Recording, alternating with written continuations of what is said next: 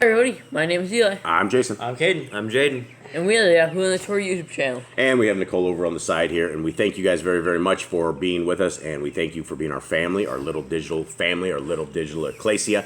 And you guys are home to us. And this is home. We thank you guys for hanging out with us. And today is a new month. Yesterday was last night was you blew our shofar. So today is the month 8 on our Creator's calendar.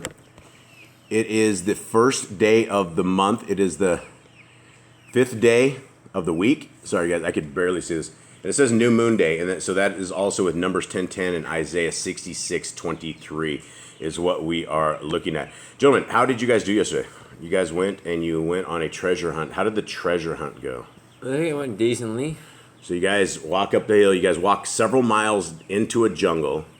And Kate says at least a couple miles down there. Is that, you guys think it is? I don't know. I feel like it's about a 30-minute walk. 30-minute walk with wheelbarrows and Wheelbarrows. stuff. So what was it? Last time you guys went there, Cade, last time you were repulsed by it. It was the land of death. You never wanted to go back.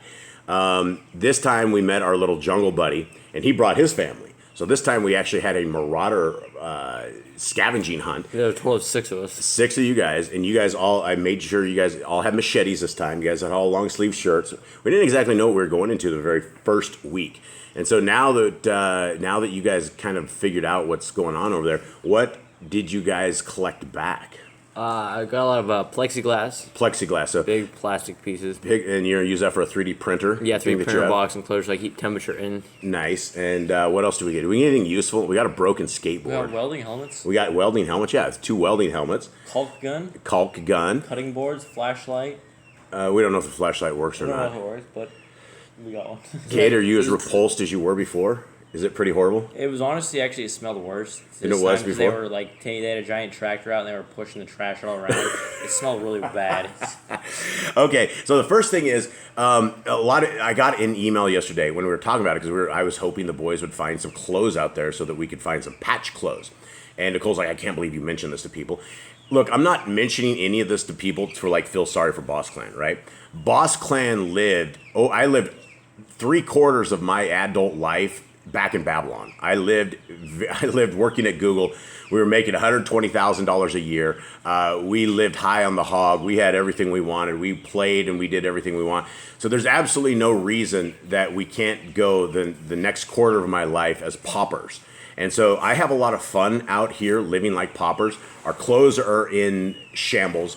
We don't honestly know where we're going to get fresh food at. But we're not starving because our Creator has provided lentils and He's provided flour. We have bready stuff, so we're not going to die. And so we're having a lot of fun with this. I have a lot of fun with it. So when I mention that we our clothes have holes and things of this nature, and we're hoping that we find new clothes in the landfill. Look, we're those kind of people that, we're so far tucked back, we don't leave our house. Nicole and I don't leave our house. We haven't left our house for a very long time. So we're kind of nomads, I guess, to a certain thing. And so we were excited that we found a landfill within, 30 minutes, and the boys can go out there, and it's disgusting. I mean, I've been to a landfill before, those who have. So it takes a lot of pride, number one, to actually go to a landfill and accept that you're going to a landfill. You have to cut down your pride even more to sit and talk about this, because a lot of you guys probably are out there like, oh man, that's really disgusting and really thing. But the stuff that comes from the landfill, the boys are like, oh, there's chairs out there, there's couches out there. There was a bamboo couch. It wasn't broken. I think it felt pretty light. We tried to lift it up, but we didn't have enough of us to carry it back. Yeah, and our jungle buddy, he lives literally out in the middle of nowhere. He took his chainsaw and just cut down things, and he lives in this cut down house. He found a toilet. So Jaden lifted a toilet out of the landfill yesterday and packed it. It looked pretty clean. It looked pretty wasn't broken or anything. So you walked 2 miles through a jungle with a broken toilet. With a toilet, it wasn't exactly broken. No, it just didn't have the top. But this piece. guy's like 80 years old, and out in the jungle, you go dig a hole and you go do your duty. You don't have toilets and plumbing and things like this and of that nature, especially the people all around us. These people live in the jungle. They accept the jungle. And so this was a huge score for them. And last week, we walked away with grinding discs, like $70, $80 in grinding discs. If I had to go buy grinding discs, I would have been spending $70 or $80 on them. And so, we are living it up. We are actually having a very good time, and the kids actually like this, 2 of the 3. And so this is not anything to feel sorry for Boss Clan. Our Creator has provided for us, and to those that reach out and ask that they can help us, I love you guys. I thank you so much. You guys are so kind, so gentle, so sweet, and it humbles my heart. We just don't take donations. We don't take any of that stuff. We're not priests. We're not teachers. We're not rabbis. We're nothing. We're just a clique sitting around a table that are reading scriptures with our family, which is you. You guys are our extended family, and we are so glad to be here. So thank you guys very, very much. Guys, we are in Matthew 25 today. We are winding... The map? Oh, yeah. Our buddy found the map in the back of the book. The world map. Oh, right. Okay, yeah. So tell the story. Okay, so here's the thing, right? I did want to tell that story. Our jungle buddy, who has lived in these jungles pretty much all his life, they found a diary in the landfill, some girl's diary or something. I guess she was. Yeah, it was a diary. It was a diary. It was thrown away, and he was looking at it. But there's a big world map in the back of it. Yeah, and so what happened? And so he picks up and looks at it, and I don't think he's ever seen a world map before. He's looking all throughout countries and stuff, and like he couldn't believe the size of Russia, and he's looking for Ukraine, see what the size of Ukraine looked like, see why Russia was like trying to take over Ukraine. He thinks it's real, but. Yeah, well, we can't say too many things on YouTube or we'll get banned. He was looking at it. We're talking about stuff and where we used to live and stuff in the States, and he couldn't believe the size of the country where we live in. He goes, wow, we are such a small country compared to the rest of the world. We're one of the smallest countries. I'm like, yeah, probably. Yeah, that's one of those things. It's the first time a guy in the jungle actually saw a world map, and he got educated at the landfill. So we had a little knife with me. I cut it out. He wanted the map, so he took it home so he could look at the map. Yeah, and so, last week this guy got shoes and stuff, all this great stuff, and for people that are in the jungle, and for us, we go through rubber boots a lot. You have to wear rubber boots out here, and so people are it is amazing what people toss away. So I guess I have no pride left because we are those people that go shopping in the land of free, and it's just kind of the land of stinky. But here we go. All right, so that's it. Matthew 25.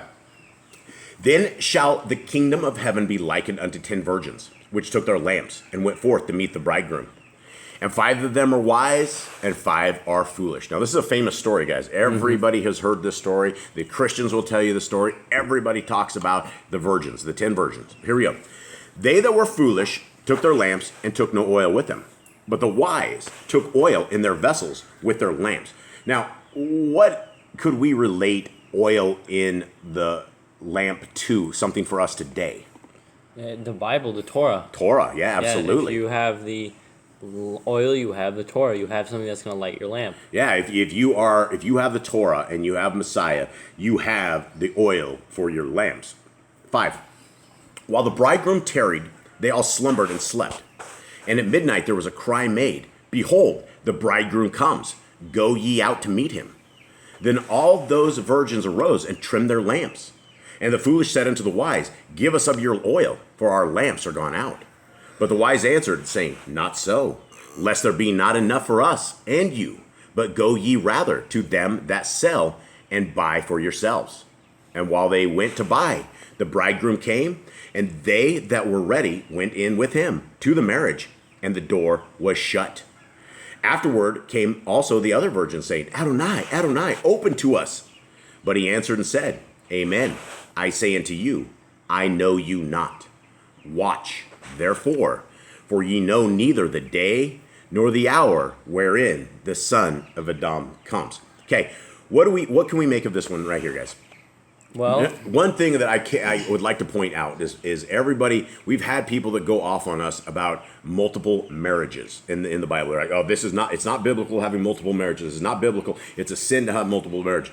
The problem is Messiah Yahushua just gave us a parable where this guy was supposed to have 10 wives. That was the thing. And if people should be offended, they're like, oh, why would he have 10 wives? Why didn't he go into the one wife and this? Well, that's the thing, guys. Right out of the gate, it is not illegal in the world of Yahuwah to have more than one wife.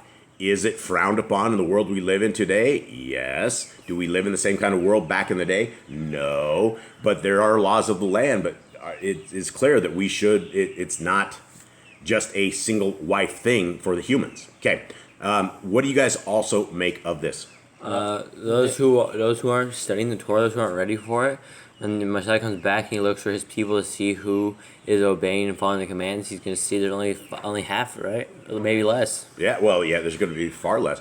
Yeah, and it's something interesting because we have yet another thing that says Messiah, Yahushua, is going to come back, right? It is more of promises that we're not going to be left alone, that it's not just we're stuck here in this, I don't know what other word to say it, we're stuck in a hellhole because the Satanists have completely overrun these worlds that we are in right now. Okay, anyone else have anything on this? Kate, you had something? No, Junior got it. Okay. All right. 13. Actually, 14. For the kingdom of heaven is as a man traveling into a far country, who called his own servants and delivered unto them his goods. And unto one he gave 5 talents, to another 2, and to another 1, to every man according to his several ability, and straightways took his journey. Okay, and so the footnote on Eli's at the top is Greek 5 talents, 2 talents, 1 talent. Also throughout this parable, a talent was worth about 20 years of a day labor's wage. What? Hold on. A talent was worth about 20 years. Hold on. Why did that just disappear? 20 years of a day labor's wage. So there's 20 years worth of pay. Wow. Okay. So that was a lot of money. That was a ton of cash back then. Okay. It's a ton of cash. All right. So here we go. Mine says 5,000.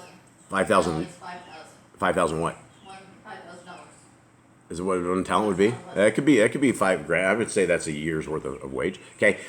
Or was it 20 years worth of wage? 20 years worth of wage. 20 years worth of wage. Wow. That's times have changed. Okay. It's called inflation, friends. Okay. Then he that had received the 5 talents went and traded with the same, and made them other 5 talents.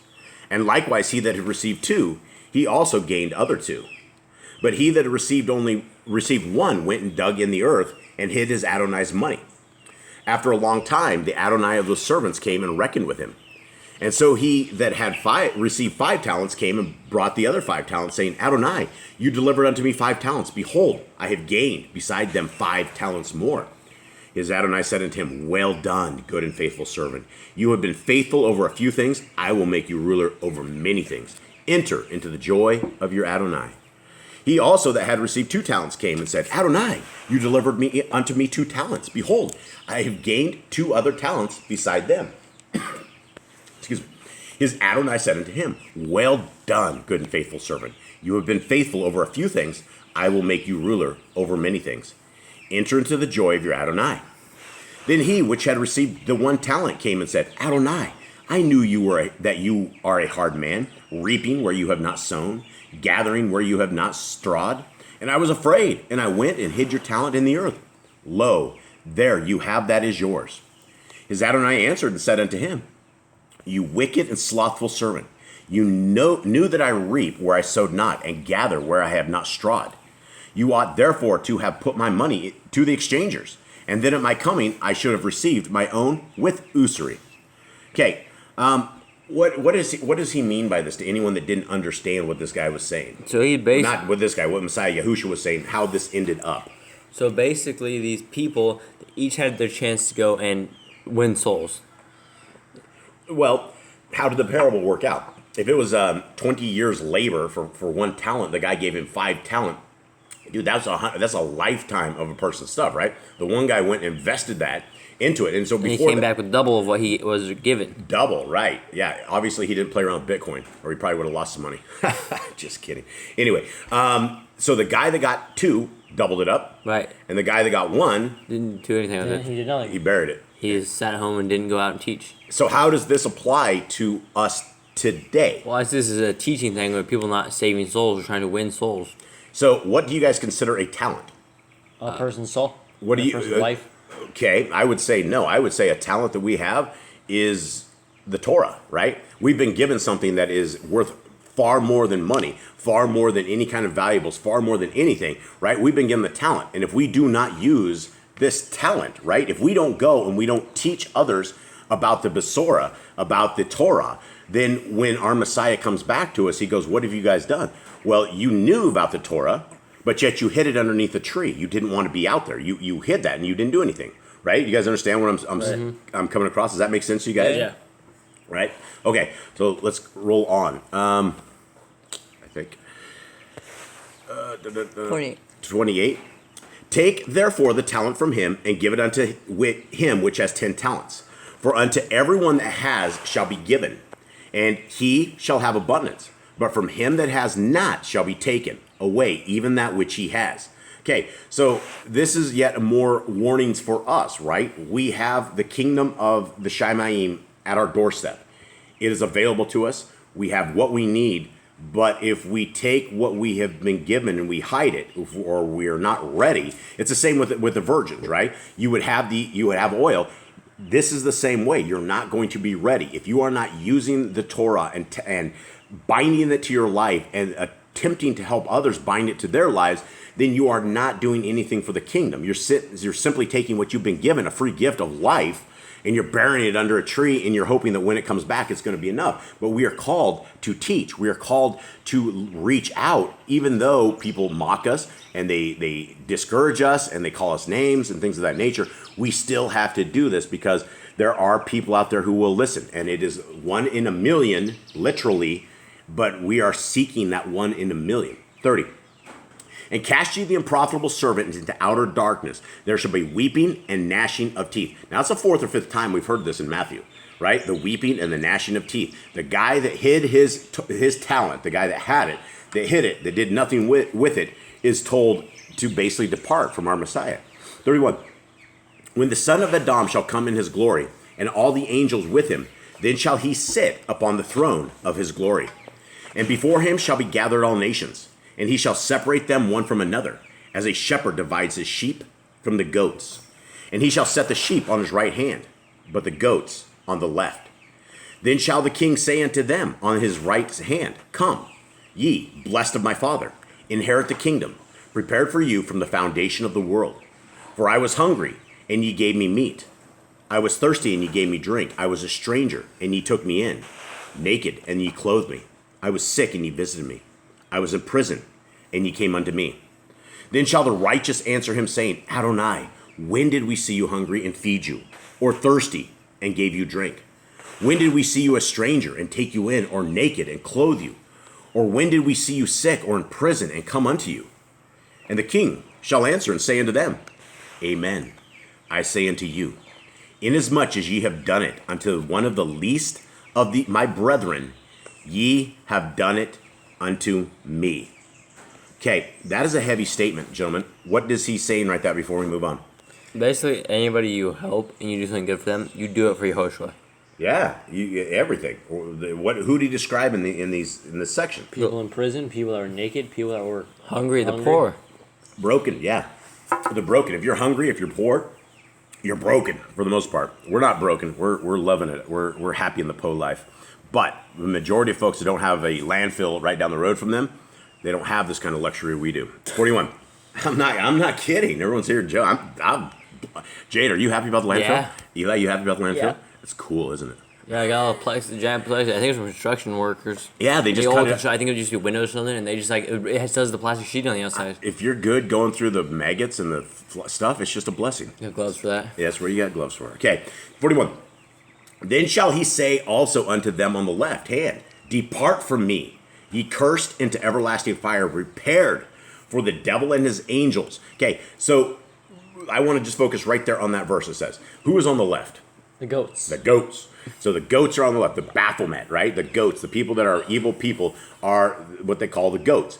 And so he put all the sheep on the right and the people on the left he called the goats, and then he kicked them out again. Depart from me, ye cursed, into everlasting fire, prepared for the devil and his angels. And, we didn't know about this being prepared for the devils and his angels prior to us reading the Targums, right? We learned from the Targums that the law was created 2,000 years before creation ever was. We learned that Gehenna, the place of death, the place for evil angels, was created way before any of this stuff. So this is not some create it as we go. Our life, our journey, our earth, our world, everything that we have has been extremely well thought out for many, many, many, many, many, many thousands of years prior to where it is. Anyway, he's kicking them out. I was thirsty, and I was hungry, and you gave me no meat. And this is what he's talking to the goats. For I was hungry, and you gave me no meat. I was thirsty, and you gave me no drink. I was a stranger, and ye took me not in. Naked, and ye clothed me not. Sick, and in prison, and ye visited me not. Then shall they also answer him, saying, Adonai, when did we see you hungry, or athirst, or a stranger, or naked, or sick, or in prison, and did not minister unto you? Then shall he answer them, saying, Amen, I say unto you, inasmuch as ye did it not to the one of the least of these, ye did it not to me. And these shall go away into everlasting punishment, but the righteous into life eternal. Guys, I want to focus on this one little piece real quick. This would have us thinking that every time that we pass somebody on the road without giving them a hug or without giving them a little bit of love, we neglected Messiah Yahushua. We become a goat. We become a goat, right? And so it is in our doctrine of Messiah Yahushua that we need to take care of the sick, the naked, the strangers, the thirsty, the hungry, those in prison. Those are, and it says, did not minister unto you. Our job is not as like preacher ministers, but our job is to minister and to love those. And by giving hugs, by giving love, by being different than the rest of the world, don't look by the hungry. Don't look past those on the side of the road. There are so many, and every one of you guys can be the sheep, but you will be the goats if you look at these people and you just walk on. It will be uncomfortable. You will be in a spot you don't want to be. You might have to give hugs to somebody that hasn't bathed in 3 weeks. That doesn't matter. That doesn't matter. It's not what goes in a man that corrupts him. It's what comes out of a man's mouth that corrupts him, right? So we need to give those hugs. We need to love these people. We need to do everything we can while we have this time. It is our time now to bring the kingdom to fruition. It is our time now to get the last of the stragglers that are out there, and we are looking for the one in the million. And if you guys can give a hug that costs you absolutely nothing except possibly a little discontentment, give those hugs. Love those people. Even if they don't want to give you a hug, even if you think you're going to get pickpocketed, give them a hug. They probably won't pickpocket you, and it's probably just a fear you have from the devil in your mind. So love the people and take care of them. That's all I got. Anyone else have anything? That's great. That was excellent. It's great. Excellent. Thank you for Yah. Tonight is Youth for Yah. Yah willing, we will be doing it live. Today is bath day for our dogs. Hopefully we all walk away alive, and that's it. Thank you guys very much. We have a Telegram group that is at the bottom of every description. If you guys want to join, there are a ton of, not a ton, I think there's like 21, 22 people in there, but they are very solid, studied folks in Torah, and they are living life. They are from all over the world, so if you'd like to join, definitely join in that. Everybody would love to talk to you and chat with you and support you throughout your trials and tribulations. I think that's it. Thank you guys very, very much. All right. Shalom. Shalom. Shalom.